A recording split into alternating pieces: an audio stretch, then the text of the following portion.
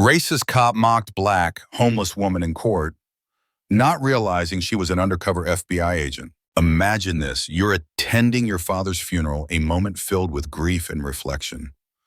But suddenly, something completely unexpected happens. You're stopped by a police officer, questioned, and even humiliated in front of everyone. The shock, you're not just any person, you're a Navy veteran with a decorated history, but none of that seems to matter. This is the true story of Jennifer Thompson, a 36-year-old former Navy officer who thought she was attending her father's funeral, only to have her entire world turned upside down. Before we dive into this intense emotional roller coaster, I want to hear from you. Where are you listening from, and what time is it where you are?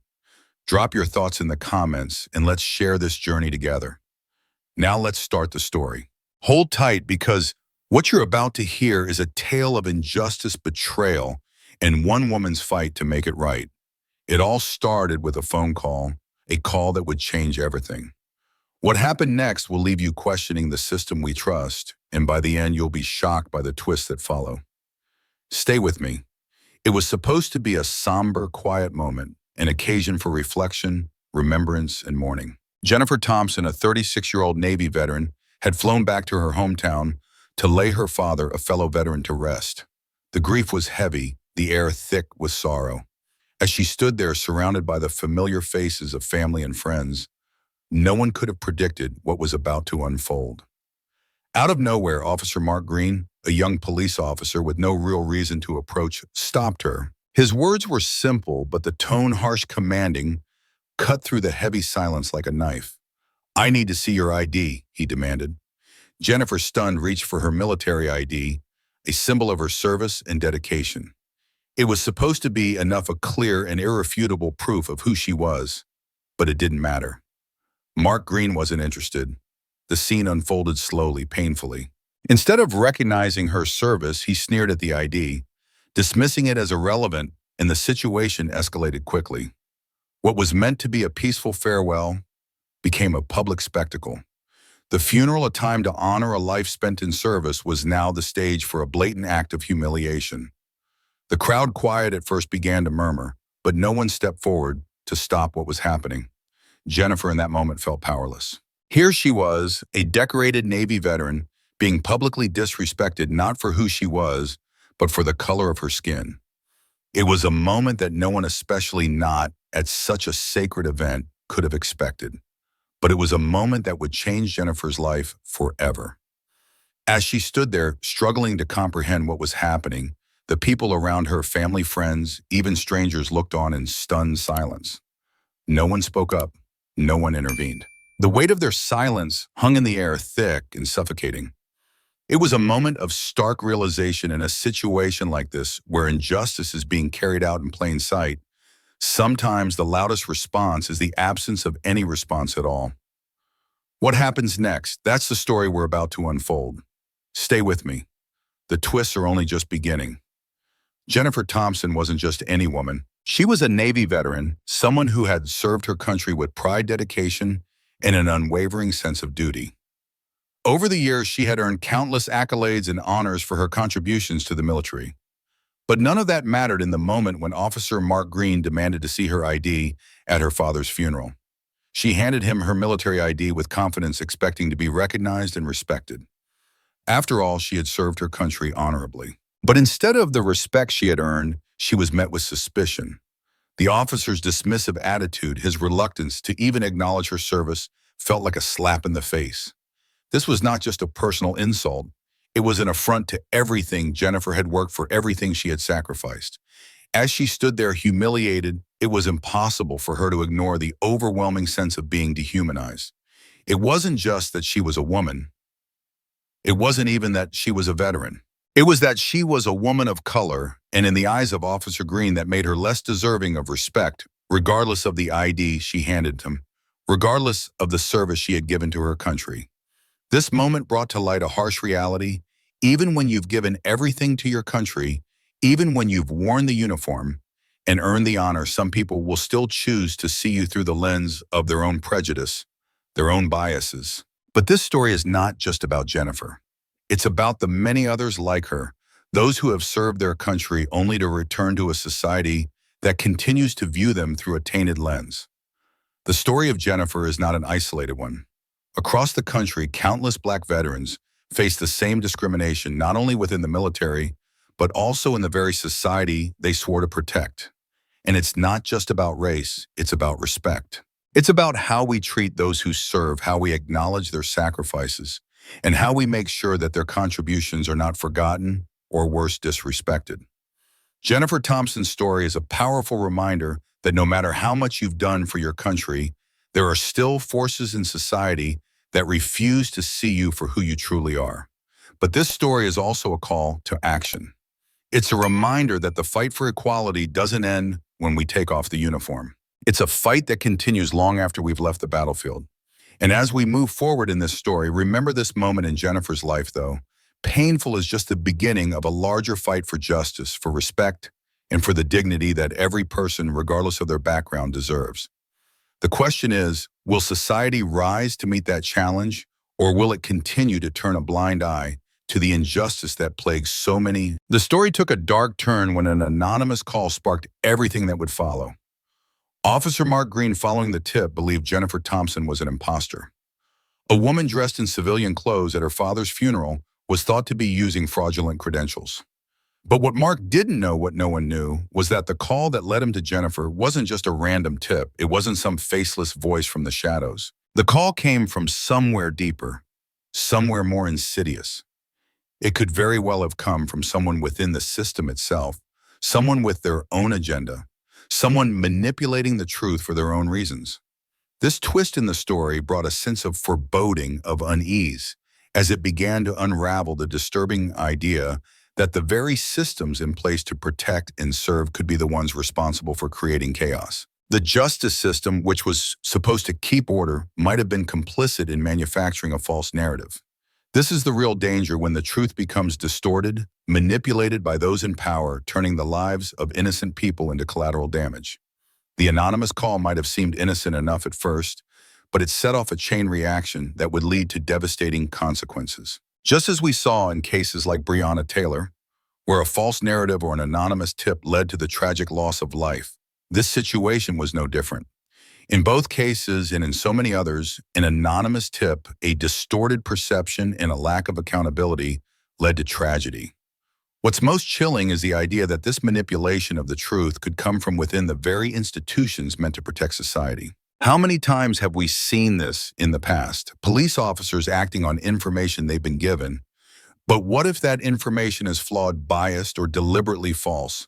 What happens when people in positions of authority use their power to manipulate the truth and further their own agenda, regardless of the consequences? Jennifer was caught in the crossfire of this larger systemic issue. Her life was thrown into turmoil based on a lie, a misstep in the manipulation of facts.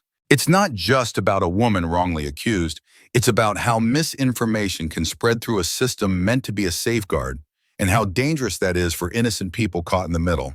Think back to the many cases where anonymous calls or tips led to fatal mistakes. It's a pattern.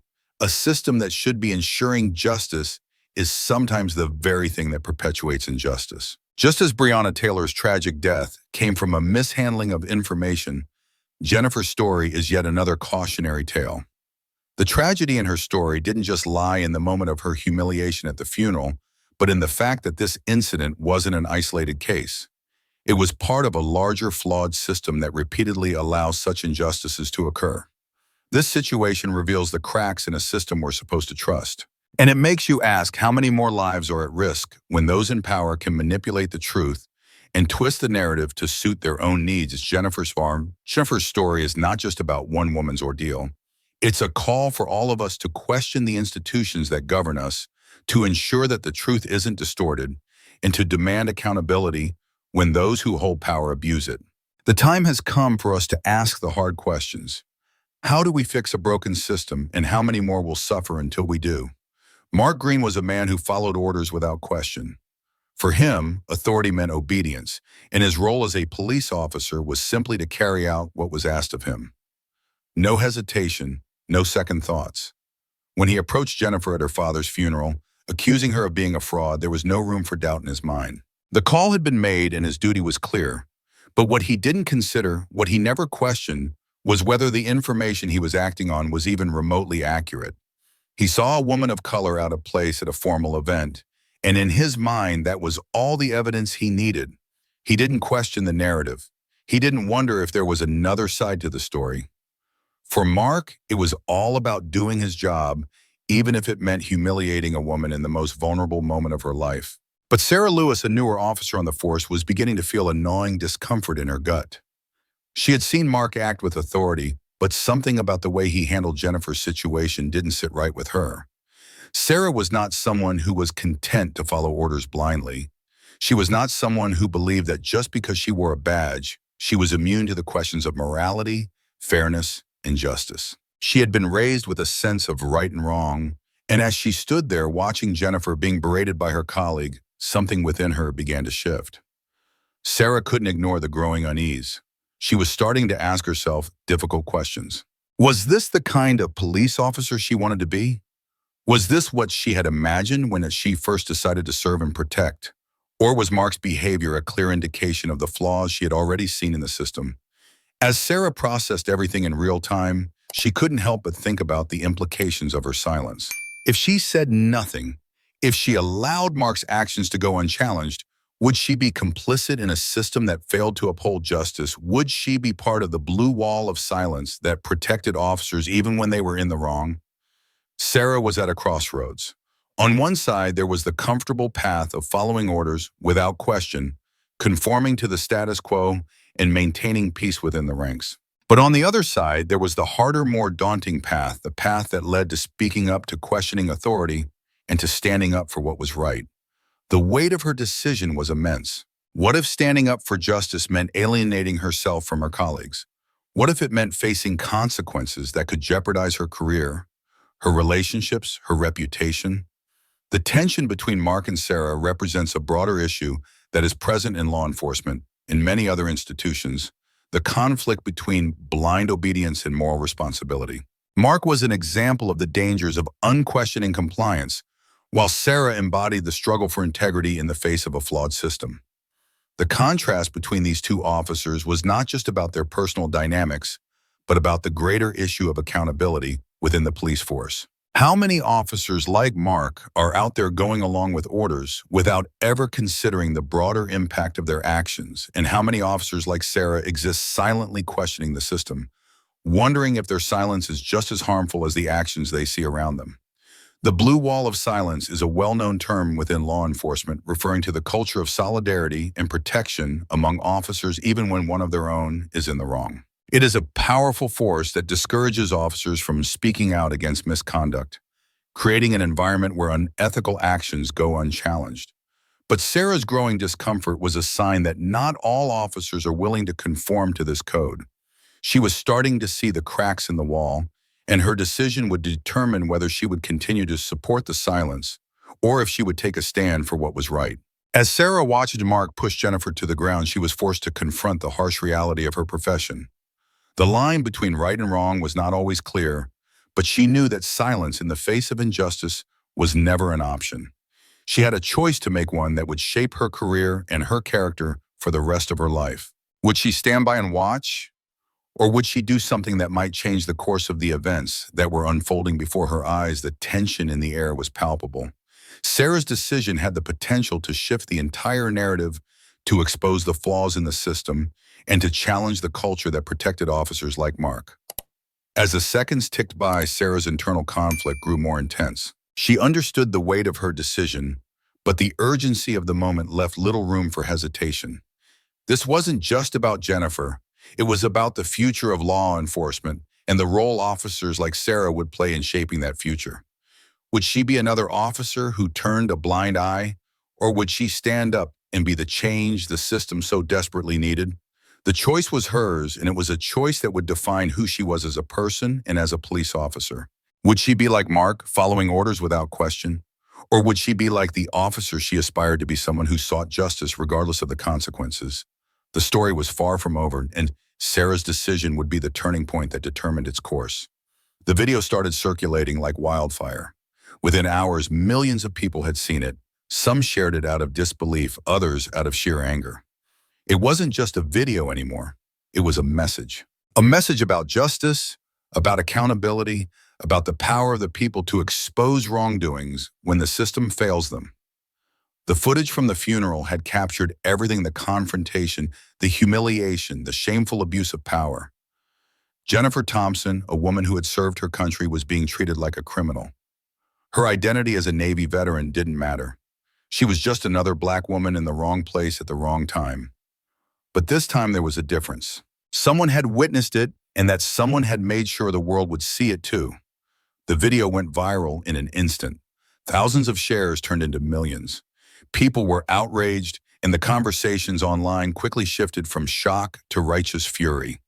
The hashtags #Justice for Jennifer and #End Police Brutality began trending, and the cries for justice flooded every social platform. Users flooded Twitter, Facebook, and Instagram, each voice louder than the last, demanding that the officers involved be held accountable. The power of social media was undeniable. It was no longer just a tool for connecting people. It was a megaphone for the voiceless, a weapon for the oppressed. What had started as a private, shameful act of discrimination was now a global call to action. The very community that had watched in silence in real time was now mobilized through the power of a few clicks. The truth was out, and it couldn't be ignored. Just like the video of Eric Garner's final moments recorded on a cell phone and spread across the world, this footage had the power to do more than just highlight a tragedy. It had the power to fuel a movement. Social media was no longer just a place for entertainment. It was the stage for social justice, and the audience was vast.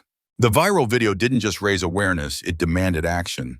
But beyond the outrage, the video sparked something else: a movement.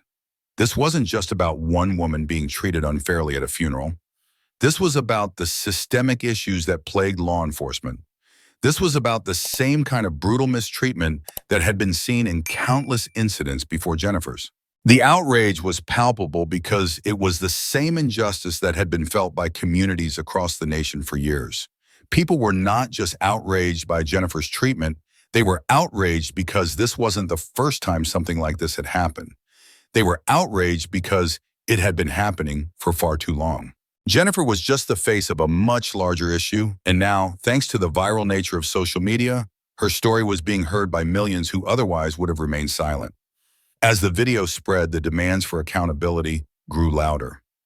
Public figures, activists, and even politicians started chiming in, denouncing the actions of the officers involved. The outcry was so powerful that even mainstream news outlets began to cover the incident. It was as if the world had collectively said, "Enough is enough." This was no longer a local incident. It had become a symbol of a much broader systemic issue that was being ignored for far too long. The power of the people was undeniable, and social media had proven once again that it could be a force for justice, capable of changing the narrative and bringing important issues into the spotlight. What once might have been swept under the rug was now exposed for the world to see. This wasn't just a video of a woman being wronged at her father's funeral. This was the beginning of something larger. It was the beginning of a conversation and a movement, a fight for justice. And the people connected through their phones, their laptops, and their screens were ready to fight for it. They would not let Jennifer's story be forgotten. They would not let it be ignored. The question now was, what would happen next? Would the outrage spark meaningful change?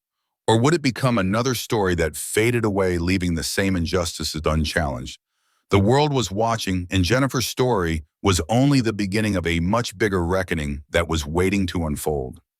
Jennifer Thompson had dedicated years of her life to serving her country. As a Navy veteran, she had been deployed overseas, leading a medical unit in Afghanistan, risking her life every day to help others. She had been recognized for her bravery and leadership, receiving medals of honor for her service. But none of that mattered in the eyes of those who were supposed to protect and serve. None of her accomplishments, none of her sacrifices were enough to shield her from the racism that still pervaded the very system she had once sworn to uphold. The day at her father's funeral had exposed something that Jennifer had always known deep down. No matter what she achieved, no matter how high her rank or how many lives she had saved, there was always a part of her that society refused to accept. As a woman of color, her accomplishments were often downplayed, her achievements overlooked. She was no longer seen as the brave veteran who had risked everything for her country. She was just another black woman in the eyes of people who had been conditioned to see her through a lens of bias. It was infuriating. She had fought for a system that had failed to recognize her as an equal. She had given her best to a country that seemed to have no place for her, and the one time she needed the system to work in her favor, it failed her again. But Jennifer wasn't alone. There were countless other black veterans who had been overlooked and marginalized even though they had made incredible sacrifices for their country. The same society that celebrated the valor of white soldiers often ignored the contributions of their black counterparts. The medals, the accolades, the recognition, they were all reserved for others, leaving black veterans like Jennifer feeling invisible, like their sacrifices never truly mattered. There was the story of Charles, a black Army veteran who had served multiple tours in Iraq and Afghanistan.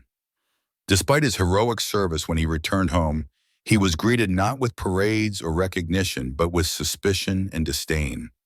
No one cared about the years he had spent protecting the very people who now ignored him. His medical benefits were denied and his struggles were dismissed. His story was one of many, and each one was just as heartbreaking as the next. Then there was Marcus, a retired Marine who had served in the Gulf War. He had been awarded a Purple Heart for his bravery in combat, but when he went to the VA hospital for care, he was treated with disdain by the staff. The doctors and nurses barely looked up when he entered, dismissing his needs and ignoring his suffering. He, too, had fought for his country, but in return, the country had ignored him. The stories were endless, and they all shared the same painful truth. Despite their service, despite their sacrifices, black veterans were often invisible in the eyes of the very country they had given so much to protect. They were denied recognition, denied care, and denied respect. It didn't matter if they had been decorated for their bravery or if they had risked their lives in battle. Their skin color made them second-class citizens in the eyes of a society that still viewed them through the lens of prejudice. Jennifer's experience wasn't unique. It was a reflection of a much larger issue, a systemic problem that had been ingrained in American society for centuries. Black veterans were often denied the recognition and respect they deserved, not because of their abilities or actions, but because of their race. And so Jennifer found herself standing at the crossroads of her own personal battle for justice. She had already given so much to her country, and now she was being forced to fight for something even more fundamental: respect. She had to prove that her contributions mattered, that her service mattered, that she, just like every other American, deserved to be treated with dignity. But this battle was different. It wasn't just about her anymore. It was about all the veterans who had been overlooked, who had been disregarded, who had been forgotten by the very system they had fought to protect. Jennifer wasn't just fighting for herself. She was fighting for all the black veterans who had been silenced, ignored, and dismissed. Her journey had only just begun, but already she knew that her fight wasn't just about one moment or one injustice. It was about changing the way society viewed black veterans. It was about ensuring that their stories would be told, their contributions recognized, and their sacrifices honored. No longer would black veterans be invisible. No longer would their service be ignored. It was time for a reckoning. As the events surrounding Jennifer's humiliating encounter at her father's funeral spread through the community, tensions began to rise within the police department. Officers who once stood united now found themselves divided, questioning not just the actions of their colleagues, but the very culture that had allowed such an incident to happen in the first place. Some rallied behind Officer Mark Green, defending his actions as justified, while others, especially those who had once admired him, began to grapple with their own conscience. The division was palpable. On one side, there were those who believed in protecting their fellow officer no matter the circumstances. They were part of the blue wall of silence, a code of loyalty that ran deep within the police force. This loyalty was often unshakable, a bond forged through years of shared experiences and the unspoken understanding that in the world of law enforcement, you never betray your own. Mark Green had been part of this brotherhood, and for many of his colleagues, supporting him felt like a duty. They saw his actions as a misunderstanding, something that could be explained away with the right words and a little bit of time. To them, Mark was simply following orders, doing his job. But on the other side, there were those who couldn't turn a blind eye to what had happened.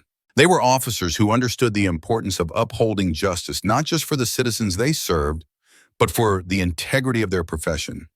They couldn't ignore the fact that Jennifer, a decorated Navy veteran, had been disrespected, humiliated, and treated with blatant disregard. They saw the deep-seated racism that had been allowed to fester within the system, and they knew that this wasn't just a one-off mistake. It was a reflection of a much bigger issue. The question began to haunt them. Should they remain loyal to a colleague who had clearly crossed a line, or should they stand up for what was right regardless of the consequences? The strain of this dilemma weighed heavily on some of the officers. They had been taught that loyalty was everything, that standing by your partner was the most important thing in the world. But now, as they watched the footage of Jennifer's humiliating ordeal circulate on social media, they started to question that belief. They saw the faces of those who had witnessed the incident, ordinary citizens disgusted and angry, and they knew that something had to change. They could no longer ignore the truth. They had to confront the reality of what had happened, no matter how uncomfortable it made them feel. This internal struggle within the department wasn't just about one officer's actions. It was about a system that had allowed racism to thrive unchecked. It was about the culture of silence that had protected Mark Green and countless others who had crossed the line. The blue wall of silence was a term that had been used for years to describe the unspoken rule that officers would protect each other no matter the cost. But now that wall was beginning to crumble. For some of the officers, the realization was a turning point. They could no longer pretend that everything was fine, that the system was just. They had seen the evidence. They had heard the stories of marginalized communities, of Black men and women who had been mistreated, brutalized, and ignored by law enforcement. They knew that something had to be done, and they were faced with a difficult choice: stay silent and protect a fellow officer, or speak out and risk everything. This wasn't just about one bad apple in the bunch. It was about the deep-seated problems within law enforcement that needed to be addressed. The officers who began questioning Mark Green's actions understood that. They realized that they had a responsibility not only to their community, but to their fellow officers as well.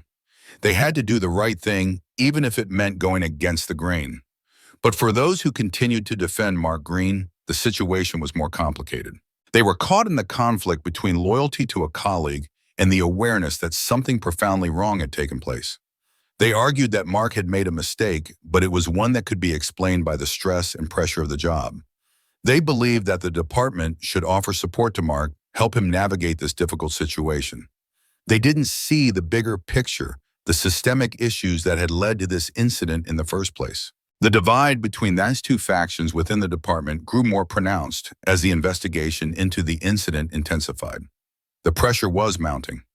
Public opinion was turning against the police force, and officers who had once been able to close ranks in times of crisis now found themselves on opposite sides of a moral battle. Some began to ask themselves, if we continue to protect each other blindly, if we continue to allow this kind of behavior to go unchecked, what kind of message does that send to the public?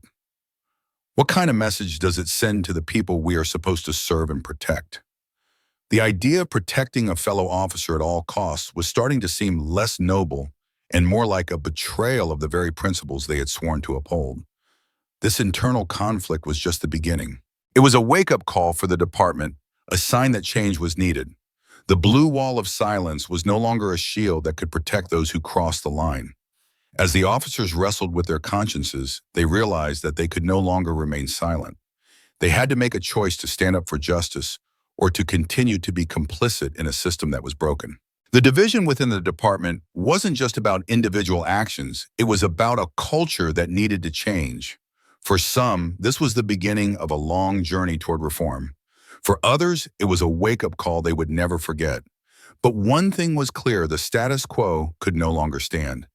It was time for the truth to come out, and it was time for the police force to confront its own demons. As the investigation into the incident at the funeral began, it quickly became clear that this was not just about one officer's misconduct. The probe, initially focused on the actions of Officer Mark Green, began to uncover something much darker and more widespread than anyone had anticipated. What appeared to be an isolated incident of overzealous policing was soon revealed to be part of a larger, more sinister network within the department. The more the investigators dug, the more they discovered a web of deceit, corruption, and abuse of power that had been thriving in the shadows of the police force for years. Mark Green's actions were just the tip of the iceberg. His treatment of Jennifer Thompson at her father's funeral was only one example of a larger culture of impunity that had been allowed to fester within the department. As the investigation deepened, it became clear that Green wasn't working alone. He was part of a broader, systemic problem. Within the force, a network of officers who had used their power to exploit, intimidate, and cover up criminal activity. What seemed like an unfortunate incident was in fact a small piece of a much larger puzzle of corruption and malpractice.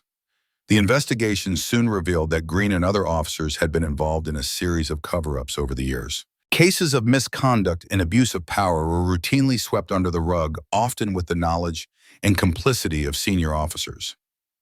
The blue wall of silence, a term that had once been synonymous with loyalty within the police force, had transformed into a barrier protecting those who were breaking the law. This wall wasn't just about protecting officers who made mistakes. It was about shielding those who were actively involved in criminal behavior. Officers like Green had been using their position to manipulate the system, making sure that their wrongdoings were hidden from public view. The investigators found evidence that Mark Green was involved in a number of questionable incidents that had been buried by the department. In one case, a civilian had been wrongfully arrested on false charges, but the evidence of misconduct had been quietly erased. In another, an officer had been caught using excessive force during an arrest, but the department had protected him by altering official reports. These were not isolated incidents. They were part of a larger pattern of corruption that had been systematically ignored by the higher-ups within the department. As the truth began to unfold, it became clear that this wasn't just a problem with one officer, it was a problem with the entire system. The investigation revealed that the culture of silence and protection within the police force had allowed these abuses to continue unchecked for years. Officers who spoke out against corruption were often silenced or retaliated against, and those who participated in the wrongdoing were shielded by their fellow officers. The department had become a breeding ground for corruption, and it was clear that reform was long overdue. This discovery sent shockwaves through the community. The public, who had already been outraged by Jennifer Thompson's treatment at the hands of Officer Green, now had even more reason to demand change. The revelation that the corruption went all the way to the top of the department left many wondering just how deep the rot had gone. How many other incidents had been swept under the rug? How many other officers had been allowed to abuse their power with impunity? The investigation into the department's corruption was not without its obstacles. Many of the officers who had been complicit in the cover-ups tried to obstruct the investigation, refusing to cooperate or lying to investigators. The blue wall of silence was still alive and well, and it made it difficult for the truth to come to light. But the pressure from the public, fueled by social media and the growing demand for justice, made it harder for the department to keep its secrets hidden. As the investigation continued, more officers came forward, some anonymously and some openly, to testify about the corruption they had witnessed or been forced to participate in. Some spoke of the systemic racism that had permeated the department, while others revealed how senior officers had protected those involved in illegal activities. The department was exposed for what it truly was, a place where loyalty to fellow officers took precedence over accountability and justice. This revelation was a turning point in the community's relationship with the police. For years, the public had trusted the department to protect and serve, but now it was clear that the very institution that was supposed to uphold the law was itself broken. The revelations about the corruption within the department were met with outrage, but they also sparked a broader conversation about the need for reform within law enforcement. As the investigation progressed, it became clear that this wasn't just about rooting out a few bad apples. It was about dismantling a corrupt system that had allowed officers to abuse their power without fear of repercussions. The community, along with activists and reformers, began calling for sweeping changes to the way police departments operated, demanding greater accountability, transparency, and oversight. The scandal also drew comparisons to other high-profile cases of police corruption and misconduct, such as the infamous Rampart scandal in Los Angeles in the late 1990s, or the ongoing struggles in cities like Chicago and Baltimore. These cases highlighted the systemic issues within law enforcement and the struggle to hold officers accountable for their actions. The Mark Green case was just one example of a much larger problem that needed to be addressed. As the investigation into the police department continued to unfold, it became clear that the fight for justice was far from over. The truth had come to light, but there was still much work to be done to ensure that the officers involved were held accountable and that meaningful change could take place. The investigation had uncovered a dark side of law enforcement that many had hoped didn't exist, but it had also sparked a movement for justice and reform that could no longer be ignored. The story of Jennifer Thompson, the veteran who had been mistreated and humiliated at her father's funeral, had become the catalyst for a broader examination of the systemic issues within the police force. It was a turning point in the fight for justice, and it was clear that the road ahead would be long and difficult. But the truth had been revealed, and there was no turning back now. The investigation had begun, and the truth would not be silenced. As the investigation into the corruption within the police department unfolded, a powerful wave of public outrage began to swell. The tragic event that occurred at Jennifer Thompson's father's funeral was only the catalyst, the spark that ignited a much larger firestorm. Protests erupted across the country in cities large and small, with people demanding justice for Jennifer and for the countless others who had suffered at the hands of law enforcement. The protests started off small, with local groups of activists and veterans organizing marches and demonstrations to show solidarity with Jennifer. But soon the movement gained momentum. Veterans, especially those from marginalized communities, stood together in defiance. They raised their voices, demanding recognition and respect, not only for their service, but also for their humanity. These demonstrations were no longer just about Jennifer's mistreatment. They became a symbol for the mistreatment of countless Black and brown individuals by the police. University students, energized by social justice movements and inspired by the civil rights leaders who had come before them, also joined in. They brought their energy, their voices, and their demand for justice to the streets. It wasn't just about one incident anymore. It was about an entire system that had for years perpetuated racial inequality and corruption. The streets were filled with signs, chants, and cries for justice. But it wasn't just the streets that were erupting. The protests quickly spilled over into the media, capturing the attention of national news outlets.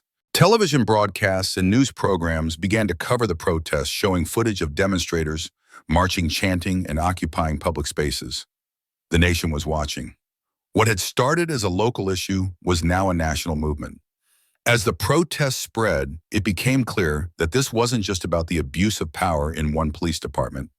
This was about a deeper systemic problem that had existed in law enforcement for decades. People were no longer content to sit quietly and let these injustices continue.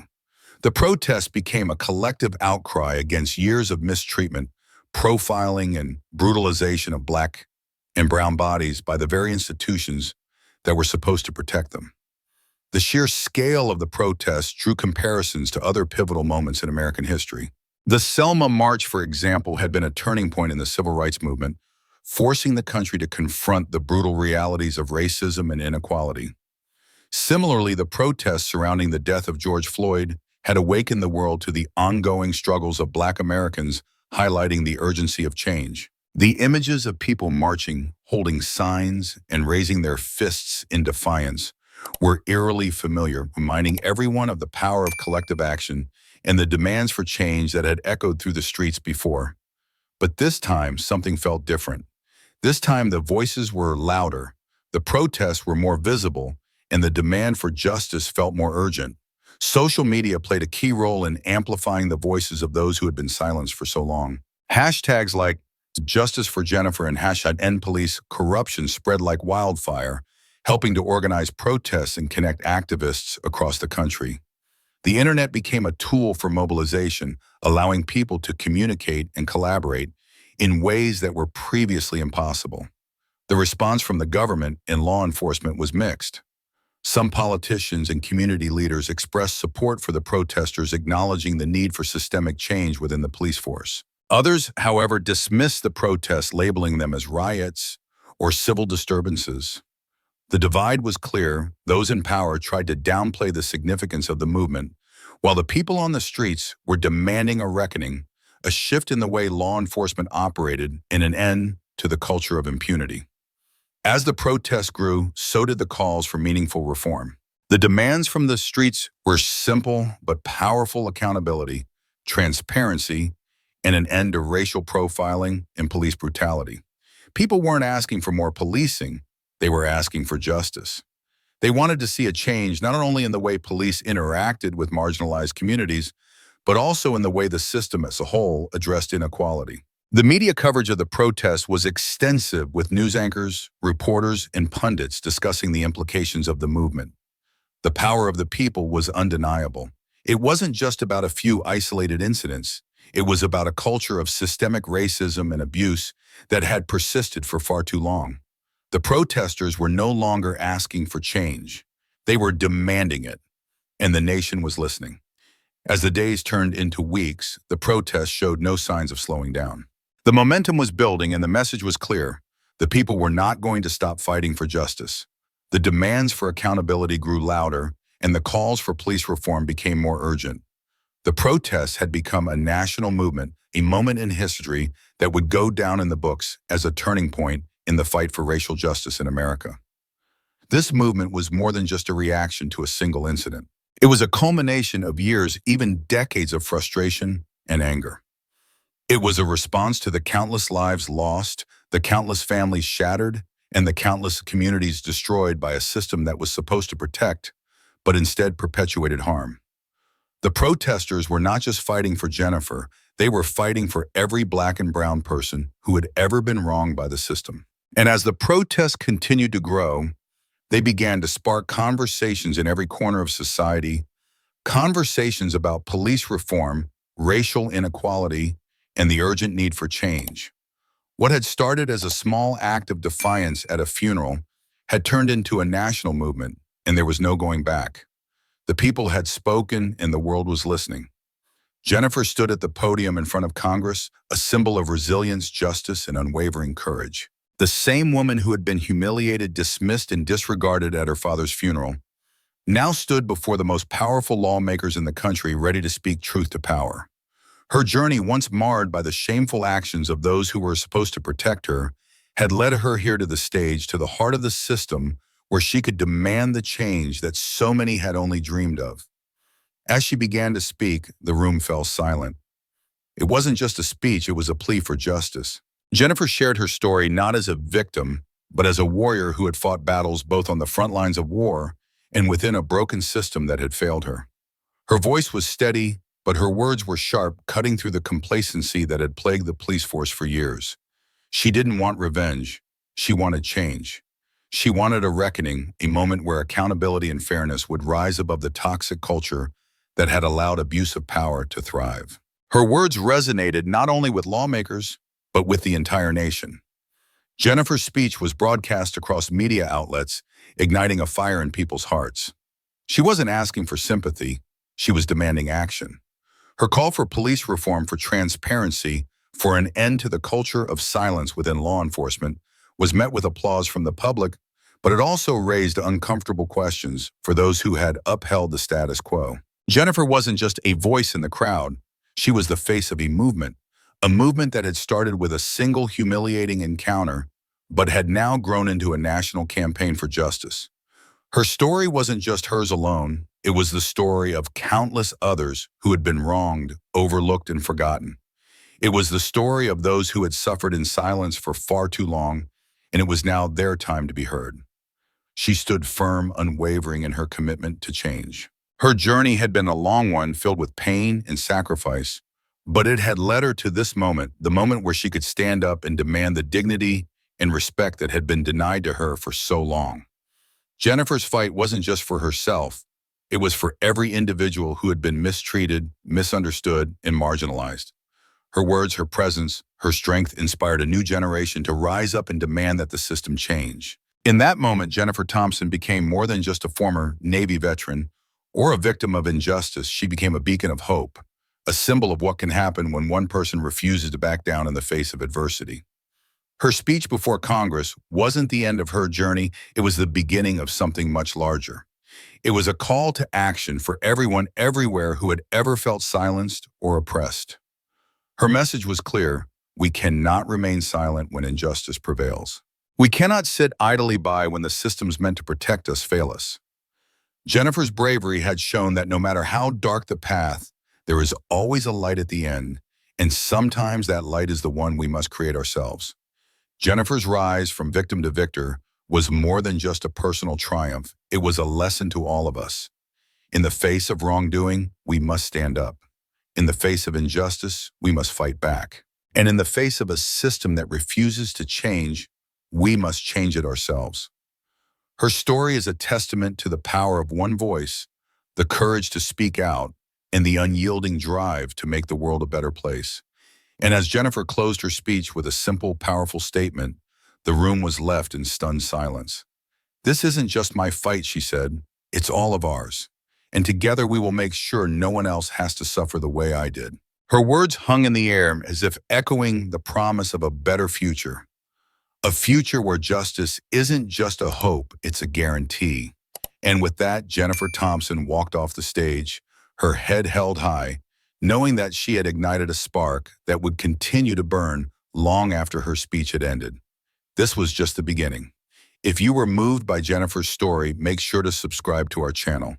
There are more powerful stories to be shared, more truths to be uncovered. Join us on this journey for justice, and let's continue to stand up for what's right, because together we can make a difference.